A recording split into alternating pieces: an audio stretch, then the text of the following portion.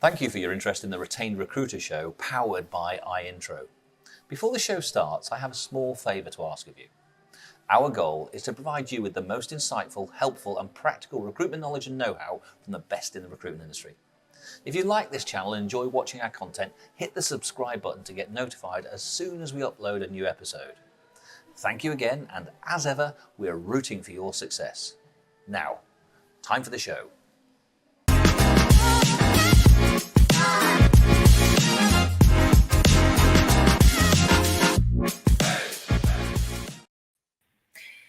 Well, hello everyone. Good afternoon for those of us on this side of the pond, and then good morning for anyone who's joining us on the other side. Thanks for joining us today. Welcome to the Retained Recruiter show. My name is Jo. As you can tell, this isn't James. This is a familiar face who I have sat to, am I right? Could be a bit flipped on the screen. It's the other side. Could be the other side. That's it. My screen. Right, so quite a few of you will probably recognise this chap that I have to my side. Let's just say that. So Finn, welcome to the show. Thank you very much. I believe this is the third time round, perhaps. I know.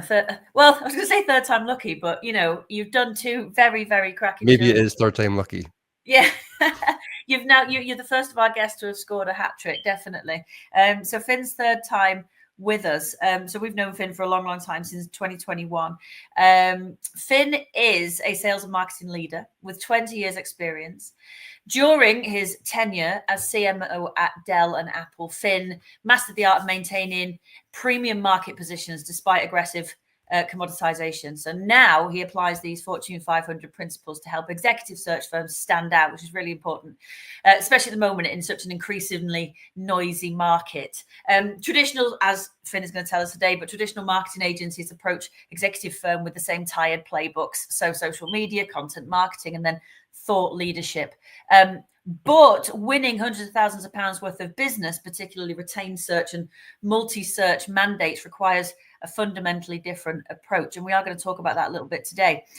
But mostly today, Finn, we're going to talk about the use of LinkedIn events.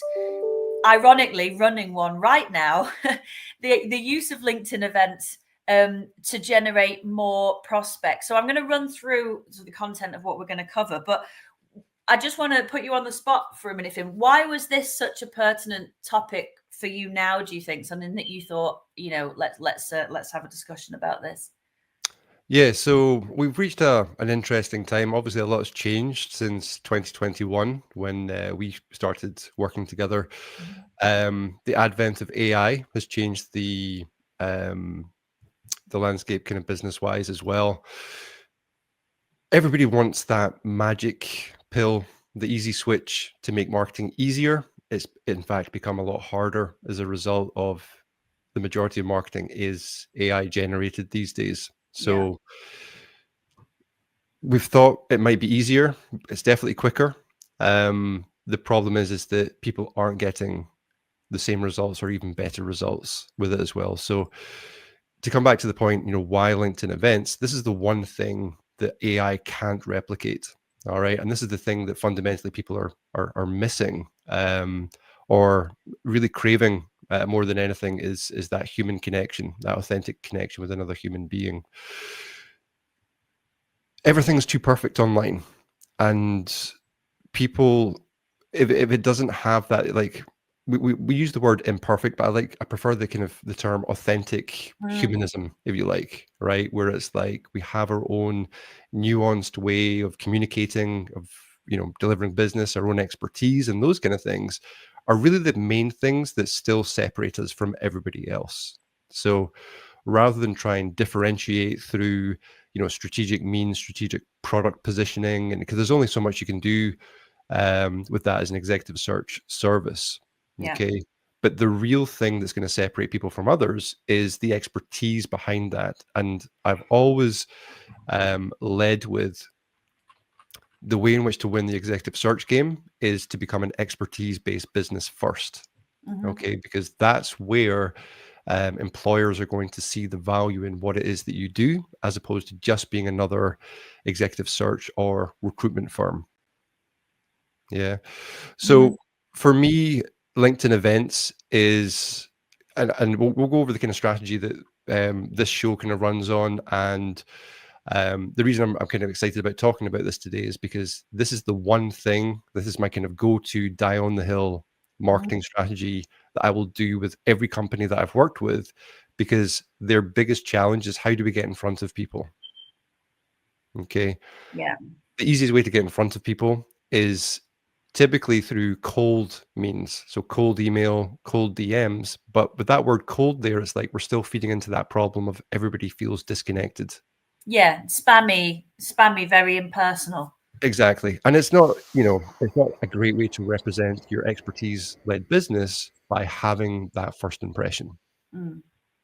So this is a great way of, it's almost like a video podcast format, but we run, fundamentally what would be a webinar style lead generation campaign on the back end of it. So it's like having a video podcast, but you can actually invite people to the show. Okay. Yeah. Rather than build it and wait for people to come, it's like, create the party and invite people to it. Like, that's why this works so well. Yeah, good. Well, hopefully you're going to give us lots of tips. I think sometimes people are a little bit afraid of events because you've got to be here and you've got to run it, and there's a lot to it. And but I know you're gonna kind of break that down for us today. So we've got about 25 minutes left of the show. Some key things we're going to look at today. Finn will reveal his proven LinkedIn event funnel strategy that's helping recruiters and business owners. We will flash Finn's details up on the screen for you as well, so you'll be able to contact him if you've got any questions. And if you've got any questions, feel free to pop them in the chat for this event, so we'll be able to answer those as we go through today's session. Key things we're going to talk about today. So firstly, how can you transform 1 hour of marketing into a month's worth of content, which I'm really interested about this, because I sometimes feel as if I spend my life finding content. So some tips there would be good.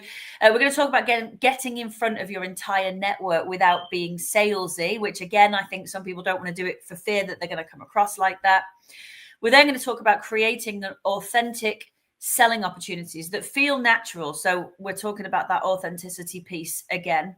And then finally, building authority and trust through strategic event marketing.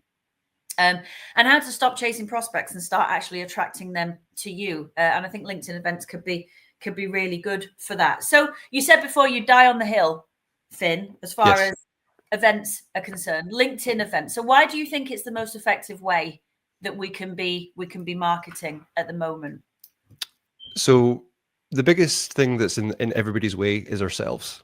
So essentially what happens is we overthink what we could do. There's so many options that we could do. The ones in which we think are the easiest are ones where we can hide. All right. So if we can hide behind posting content on LinkedIn, or we can hide behind cold DMs or cold email, that's usually the one that people gravitate towards, because it means that they don't have to show up. All right. The thing is that if you're not showing up in the kind of online world, it means that your leads and your clients aren't going to show up either.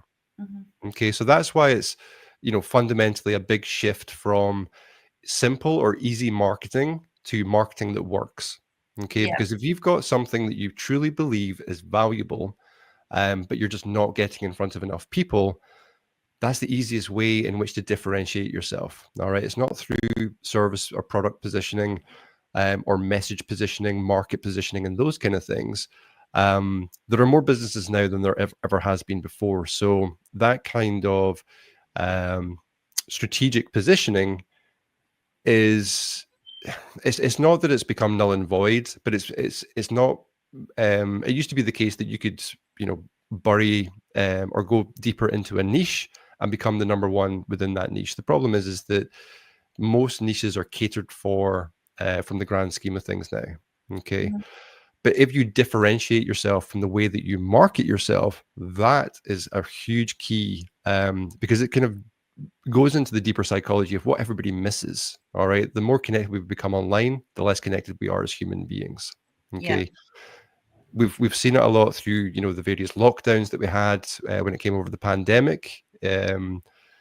the situation for people, and I don't think people have fully recovered, or I don't think life has ever been the same since then, in that we've become more accustomed to connecting online because that's just the way things are done. It's obviously cheaper. There are benefits to it. I mean, I work from home 100%. There's a benefit in doing that. But at the same time, we still need human connection.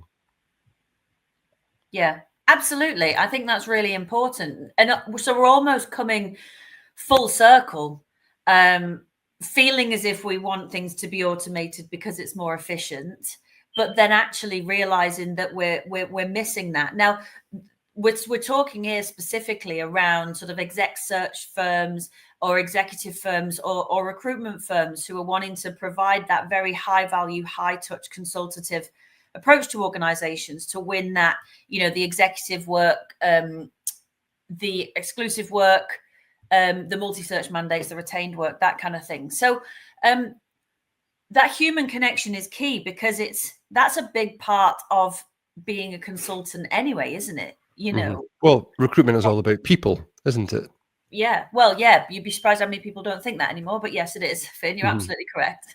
But the ones that, really do succeed are the ones that make it about the people, and that's the easiest way to stand out from a recruitment point of view, is that, yes, while we've got all these wonderful tools from, an AI and technology perspective, it's really important that we use these tools to enhance our own expertise, as opposed to, well, if you think about it, if we just lean on the tools all the time, our expertise becomes diluted. Okay, so that's why you really need to be an expertise business first, and then lean on the tech from a foundational point of view. And I would say, it's not that I'm anti-AI or technology. I come from a technology background, but I believe that we're, sometimes using it in the wrong way. Like, the best way to use AI is perhaps more from an operational standpoint, in which you can personalize the operational experience on the back end, for example, or using technology to enhance the results and create a more kind of rinse and repeatable process in which you're getting consistent results for your clients. Okay, so I would probably say that I would be an advocate for AI and technology on the operational side of things. The problem is that using it on the front end from a marketing and sales point of view is you lose yourself. Okay, the thing that gets missed is you, fundamentally. So if you wonder why people aren't showing up in your inbox or on your calendar, it's because you're not showing up in the marketplace.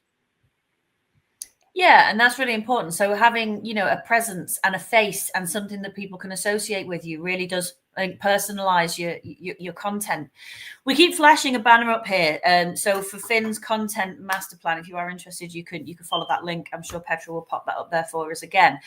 Let's just talk a little bit about content. So I think, coming here, people were probably thinking, I can use AI and I can use tech to help. I actually think that what people are slightly hesitant about is how much hard work will it be, coming up with content for events. So talk us through that and the kind of things when you talk about LinkedIn events, what type of events would you say are the best type of events to put out there?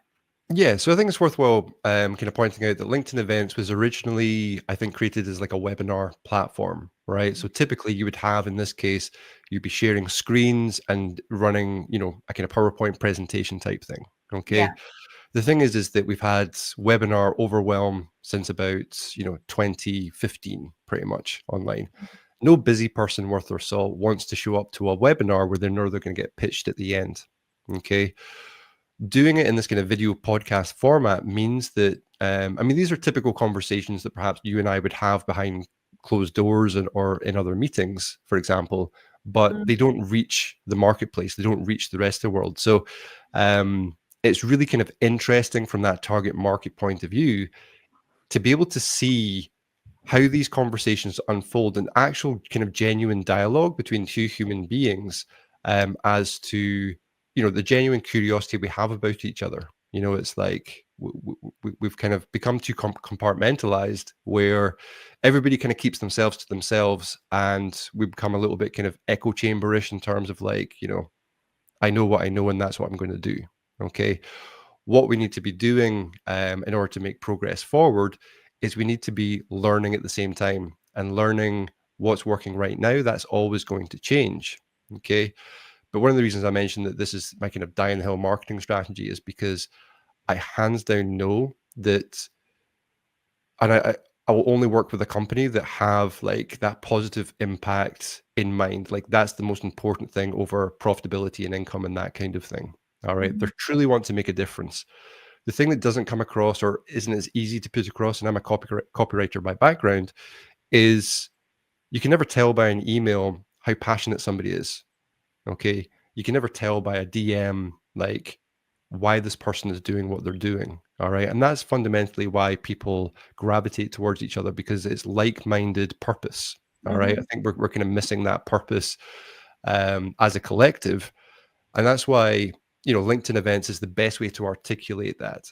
All right. So for me as a copywriter, it used to be, how do I articulate these onboarding sessions that I'm having with companies into meaningful words that are going to connect with the target market? And it's like, well, actually, it's a lot easier if they just tell the target market why they're doing what they're doing and why, because I can't emulate somebody's expertise or somebody else's. I can only emulate my own experience. Okay. And that's the biggest thing, is that we're losing that depth. Okay. The real depth to because people are, quite complex, especially I mean, if I just look at my own kind of pathway, I started as like, a professional musician to start off with. And then I moved into the corporate world and I was like, that's definitely not for me. I'm far too creative for this. And then, so I moved into consultancy, and then, I've moved from, I had a marketing agency into, doing fractional CMO work for the last 10 years as well. So my kind of experience is very, very broad, but within that, I've seen so many things that create a lot more kind of context, which I believe other kind of experts are bringing into other companies. Like that's what other companies need, is experts that have the overview of multiple positions within the marketplace and have that kind of unique viewpoint where it's easy to get across the true value that they can provide to others. So rather than it be, you mentioned about content and, isn't it hard to do? The great thing about doing something like this is it's only taking you and I, half an hour to show up. And if you do this 2 hours a month, we're showing up for 1 hour as experts within the business. We're busy people because we're delivering our expertise to others, but we only have to show up for 1 hour. Okay. That 1 hour is much more valuable than any marketing agency trying to replicate what you do, how you say it, and your true expertise and that kind of thing. Yeah. The beautiful thing is that this can then be repurposed into, we've got a video format, but then it can be repurposed into audio. Okay, so it can be then redistributed as a podcast. Busy people are listening to podcasts more than online video content just because they're busy. So they're doing it on the move. And then at the same time, it can be cut up and edited into multiple video clips as well. Okay, so from one piece of, I kind of call it like a kind of atomic content strategy, if you like, where it's much easier for me when working with a marketing team to say, let's just do one piece of really good content and then repurpose, redistribute that via multiple kind of networks. Because with that kind of 360 strategy, being omnipresent works better than it used to be the case, that if you showed up in one place really well and you did it over and over again, that worked. The problem is that the amount of volume that there is online now, due to the amount of content that is now being produced, has exceeded, what's kind of can be realistically competed with. Okay, so the easiest way in which to do it is to become more omnipresent online. The thing is as well is that when you do become omnipresent, meaning showing up in multiple places, is it makes you look perhaps even bigger than you actually are. Okay, so it means that it applies to a smaller one-man band business or one-woman band, or a 1 to 5 consultancy, or even if you've got 50 and over, it's like it still means that everybody can play a valuable game in which they're showing up authentically to the marketplace. Yeah. Yeah, absolutely. And I think there's some really great examples of people doing that. I certainly see it, in the marketplace. I see particular people all the time, lots of different platforms, but always adding value with their content. They're not selling. It doesn't feel salesy. And I think that I would then be drawn to them because they have established credibility, and they've shown me that actually, oh, you could probably be valuable to me. So it's important, isn't it, that these aren't just sales tools. We aren't spamming people with content. That you have to be able to establish credibility and authority, but also, generate trust. Yeah, I suppose, absolutely. with the content. So how would people go about, doing that and still making it authentic? Yeah, so it's the common marketing 101 is that everybody knows that you need to become known, liked, and trusted before somebody's going to buy from you. Okay. The KLTs. Yes, the KLTs. And the thing is that people, I think, overcomplicate this in terms of like, all right, I need to develop some content to become known, right? And then some content so that they like me, and then some content so they trust me. Okay. And I've always kind of said, like, the most simplistic thing to do is to aim for trust first. All right. Because when people trust us, so when you show up in a way in which, and it's a really brand orientated thing, in a way in which you're an advocate for others, you want others to do well, and you believe that, you truly believe that what you offer is the missing ingredient or the missing piece to your ideal clients. Okay. That way, if you show up and you give a little bit of clarity, aim for clarity, is going to create that trust. Okay. So for me, when it comes to articulating and explaining what's happening in the marketplaces now and how to market your business in a way that's not confusing or overwhelming, it's how do you make it more manageable? How do you break it down into, so I always follow the kind of 80-20 Pareto principle, in terms of there's always 20% that's going to generate the 80% of the results. All right. And from my experience, the LinkedIn events setup is exactly that, because you're spending 20% of your time focused on doing one piece of quality. I call it like an acquisition asset, if you like. Start looking at your marketing like that, as opposed to throwaway pieces of content. And then when you chop that up, it still remains quality. All right. So rather than quantity being like, I need to post on LinkedIn, once a day, or because there are the gurus that will say, just keep posting, and the algorithm will start picking up. And it's like, well, you're going to run out of interesting things to say, So, Yeah. and the more that you try and speak with no kind of continuity or coherence between one idea and the next, you're more likely to confuse the marketplace than actually provide any of that kind of clarity within itself. So for me, when it comes to becoming more known, liked, and trusted, or the KLT, just provide clarity on an easier way for people to do, to get from where they are now to where it is that they want to go. Like, that's it. And that works, in any industry, right? People are more confused, more overwhelmed. They're spending more money perhaps than they need to on existing solutions that don't work, or they don't work for the long term. How can you actually simplify that? All right. How can you make it easier for companies to get what it is that they want for not the cheapest price? Like, high value solutions are never the cheapest, but the most cost effective. Okay. Yeah. And when you articulate it in that kind of way, the affluent know it's like, if you buy cheap, you buy twice, or you often buy multiple times after that. So you always want to buy from a informed point of view. All right. So you're providing not just information, you want to provide the transformation that you provide. And that's, I think, this like the key aspect of what's the current state that people are challenged with, and what's the outcome that they're going to benefit from long term. Because when you can clearly articulate that you're the bridge that helps them get to that spot. Okay. I'll just mention that the Retained roadmap that was mentioned above there is a great way to connect with iIntro, who sponsor this podcast.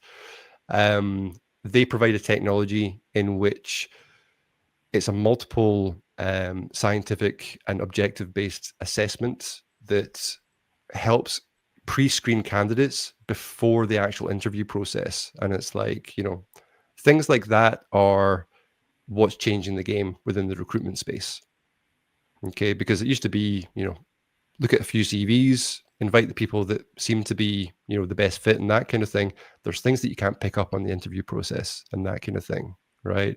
So if you are in the recruitment space or executive search space, you can download the roadmap or book a call with their team at Retained Call. So www.retainedcall.com. And they're fantastic at kind of breaking the whole process down and actually showing you how to master selling retained services and that kind of thing as well through proving, and not just proving, but demonstrating your actual expertise and your value. So definitely recommend that if you're in the recruitment space. But just come back to what we're saying, Joe. From a marketing point of view, it's obviously my thing. The truth is that there is no easy switch when it comes to anything. Fitness, recruitment, marketing, sales. Okay. Marketing has had us believe that there's always the simple option, but there's usually the short-term fix or the plaster over the gaping wound. All right. That's the way we kind of refer to it from a, commonly known in marketing. But when you're a true practitioner, somebody who understands not just the symptom level of the problems that companies are facing, but the root of the problem as well, that's when you're seen as more of that kind of authority figure, somebody that can actually diagnose what the problem really is and then provide and prescribe a solution which is going to fix that. That's where you go from, your kind of generic and commoditized recruitment firm to that premium experience for not every business, but those businesses that are going to put their money where they see value. Yeah, which is exactly what it's about, isn't it? It's not about speed. It's about the value that recruiters provide. And I think sometimes, to get a bit deep for a second, I think running a LinkedIn event means that you have to have topics, and topics means that you've got to have content, and content means what do I want to talk to my target audience about? And in order to know what to talk to them about, you've got to think, okay, well, what are their problems and their challenges, which kind of brings you through, okay, what is it that you do? What problems do you solve as an organization? So you mentioned iIntro before, which is great. So, here at iIntro, we are all about helping recruitment businesses to transition from, transactional recruitment through to retained, but mostly sort of that high touch, high value, high fee, exclusive and retained. And it's not the same as transactional. It is about working with organizations as a trusted recruitment partner, advising them on how to streamline their recruitment processes, advising them on how to, do it more efficiently, but also more effectively.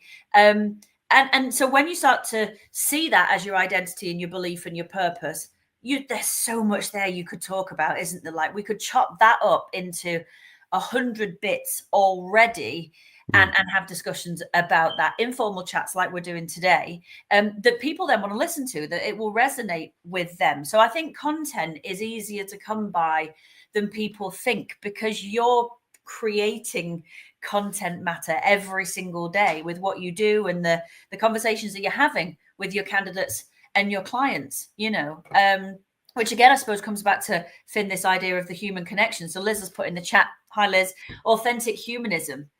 So if you're struggling for content, you're struggling for, what do I talk about? Go and talk to your candidates and clients. What are they talking about? It's all about connecting with people, because, that's where you're going to get your content from, really, isn't it? It's already there. Yeah. And most importantly, what are they asking you? What are the frequently asked questions? Because that's going to, the thing is, as well, is we have a propensity to overcomplicate things, especially when we are experienced at what it is that we do, right? And it's often simple questions which allow for, even mass discussions in terms of we often think that everybody knows what we know because we find it simple or we've experienced something before. So we don't really value it ourselves. And that's kind of like the conundrum, really, where it's like, is what I'm providing actually valuable? And it's like, well, of course it is, because kind of like, from the film Catch Me If You Can, it's like you only have to be a few steps ahead of who it is that you're serving in order for them to, to really kind of experience the value in what it is that you're doing. Okay. And I know from the, working in the executive search space myself, there's people that are more than a few steps ahead. They're sometimes, hundreds of steps ahead, and that's their problem, is that they're too smart for their own good, right? So they overcomplicate how to articulate what it is that they're doing for these companies. Just because we're kind of coming up for time, I think it'd be worthwhile just to kind of walk through how we've actually structured this, and it is a very kind of free flowing structure, okay? Because and I don't want to kind of sound like I'm taking credit for this at all, but I originally kind of started the Retained Recruiter show, I think 3 or 4 years ago when I worked with iIntro. Okay. Can we just say as well that it is the Retained Recruiter show, even though myself and James for the first year would call it the Retained Recruiter Roadshow, which really annoyed Finn because it's like, but you're not going anywhere. It's not a roadshow. But in my head, it was the Retained Recruiter Roadshow. But that's a phenomenal amount of time ago that we actually started to do this. Absolutely. And I believe it's episode 80 that you're on just now. Okay, yes. So this is our 80th episode. I know. That's, crackers, how we've got there.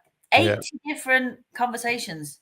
Yeah. So to break this down, let's see if I can point in the right direction. So you can see, let's see. Yes. No. Up here, up there, you've got the logo, right? So the Retained Recruiter show, that's the target market in terms, or the outcome that iIntro is providing. All right, you're turning from a transactional recruiter into a retained recruiter. Obviously, there's kind of steps in between that, but that's like the top of the positioning of the company, if you like. Okay. The way in which we put the show together is we started with a headline, which is easier to create when you have that kind of strong context of the industry and the marketplace that you are serving. So the headline, how to use LinkedIn events to get in front of more prospects, is quite broad and it could apply to any business. Okay. But because it can apply to any business, recruiters fundamentally, LinkedIn is a recruitment kind of first platform. So recruiters should definitely be getting in on this now while they can. Okay. Because I'm going to be recommending it to everybody. So there's going to be lots of people doing this soon, I'm sure. Once you've got the headline, we kind of drilled it down into 3 to 5 bullet points, 3 to 5 talking points, which really just kind of articulate the steps in which to how do we communicate this to other people, right, that are seeing this for the first time. Okay. Obviously, there's a kind of professional presentation and the graphics are good. The show and the company are represented in a professional way. But that's it, right? That's it. We had I think a 15-20 minute meeting before just to come up with these ideas. And then here we are talking about it. And like I say, these kind of conversations usually happen behind closed doors. Okay. Or they're just a general Zoom session you would have every day. So if the feeling is, I'm a bit kind of shy about getting in front of the camera or talking when, it's like, this just feels like a Zoom session. And, quite honest, I'm not too concerned with other people watching it. All right. Because I can't see them. All right. It's very similar to, so this is quite kind of interesting that I mentioned to somebody quite recently. So when I was a musician, I became less nervous playing to big audiences. So I played to 12,000 up to 30,000 sized audiences. Okay. You can't see them because they're about, there's about 25 feet between you and the stage, and then another 25 feet between security and the railings. So you can't really see people and make eye contact and that kind of thing. I became far more self-conscious when I can make eye contact with everybody in the audience. Okay. But that's the thing. It's just like, you can't see anybody. So it doesn't matter. No. And also, I think sometimes with this content, you might not necessarily have that many people turn up there and then to watch it live. So what we then do with the content afterwards, Finn, that's really important. So just give us because I know we are short on time now, but just give us an idea of for example, what could we now do with this show afterwards to get, huge amounts of content out of it for the next month? Yeah, absolutely. So And there is a way in which to do it where it's completely hands off. And if you want to book a call with me at www.contentmasterplan.com, I actually have a team that will do this all for you. All right. You only have to show up for 1 hour. And so we're calling it brandcast. So that's like a brandcast through multiple mediums and platforms. But the way in which to do this is going to be a evergreen event, which means that it will live on after the live session. Okay, so people that have seen the link and perhaps been invited to the show before, they can still come back to this link and view the replay. Okay, so I'd recommend, if you are watching the replay, just tag replay. And if you do leave any questions as well, it's not that you've missed any of the kind of question asking.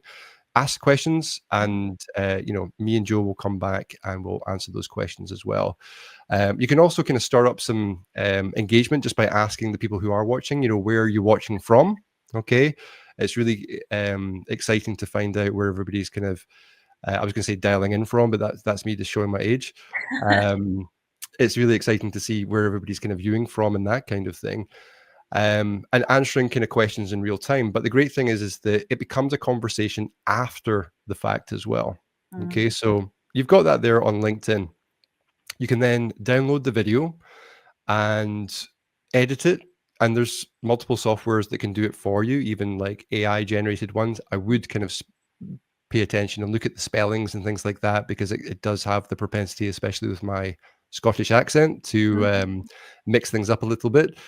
And YouTube is a great way to upload the full broadcast as well, because what's great about YouTube is because Google own YouTube is you automatically get SEO in there. So if anybody's looking for any of the kind of keywords that are to do with the show or the show description, Google is going to push up YouTube content against websites, blogs, and that kind of thing as well. So it's a really good way to actually rank. And also, you can develop a following on YouTube as well, just through consistent content. And that's the key word right there, is being consistent about it. Okay. Often what people will do is they will try something for a while and it's like, oh, we can't really get it to work. We'll go and try something else. Okay. Yeah. When you're kind of dividing this up into multiple long-term and short-term content, you're doing everything already. All right. But you're only showing up for that 1 hour. Okay. You can show up weekly as well. You can do it in 2 hours. It's like, that's absolutely fine. But what I'm suggesting to people is, if you do this, at least you're going to get that 1 month worth of content, which is going to turn you from what I say invisible to unmissable. All right. That's the tagline. All right. We want to take companies from invisible to unmissable. Okay. And that's the kind of key aspect, is that everybody's invisible for the most part if they aren't showing up online. Even if you're introverted, I consider myself an introvert, but like I was saying to Joe, put a microphone in front of me and get me to speak about something that I'm passionate and interested in, and I can't shut up. Yeah. Already. Well, that's because you're very passionate about what you do. The other thing that I think is important, and just a very brief soundbite on this from you, Finn, is that if you said it earlier on, sometimes people will give up, they'll stop doing something because they don't feel like it's working. And you might not have massive instant success with this.